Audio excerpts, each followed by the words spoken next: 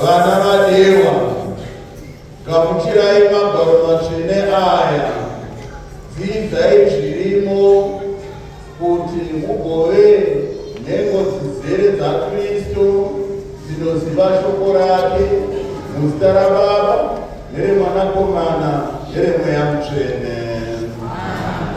Gamuchirai vana vedu kwavaya.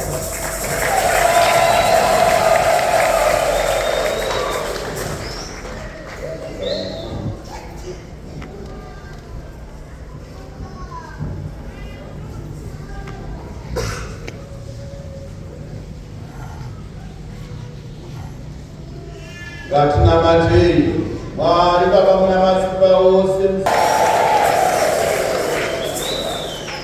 Rekwaya tiimbirewo tichikorokotedza vari kuno vachigara pasi.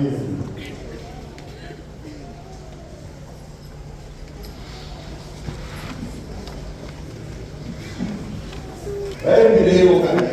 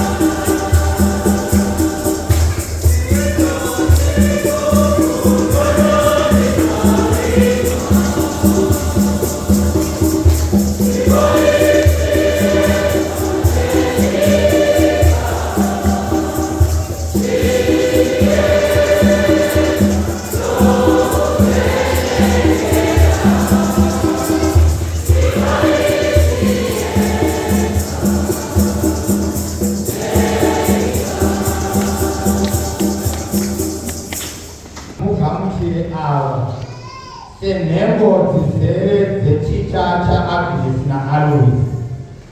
Chicha chakavafundisa zvinodiwa, takavaongorora tikaona kuti vanobvutsa zvinodiwa nechicha. Mazita evari kuda kugamuchirwa senhengo dzizere ndeaya: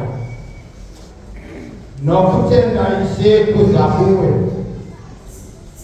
Natali Kandira, Chido Kapembeza, kuda kwase Changondoro, Tulani Manundu, Jonathan Masia, Gizmo Makunda, Stacy Manieko, Rubimbo Maida, Sevia Miaka, Leo Mbava, Kupakwasi Tambanda, Veronica Matambo, Robert Mundoda,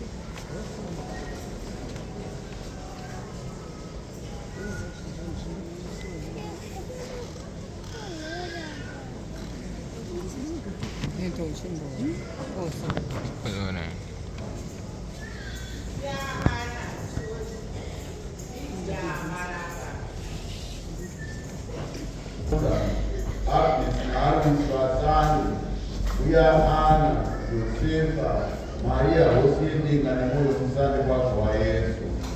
Ndakukubvunza ndakanangana nemitemo yesu zvamakatsarudza. Pindurai pachena kuti isu tose tiri muno tizive kuti zvechokwadi muri kuda kupinda muzvita izvi, zvekare kuti munoda kuchengetedza mitemo yechiita. Munodzidza here kuti muchachengeta mitemo yezviita zvenyu uye nemitemo yaMwari yekiriki uyewo nekubatsira vamwe kuichengeta.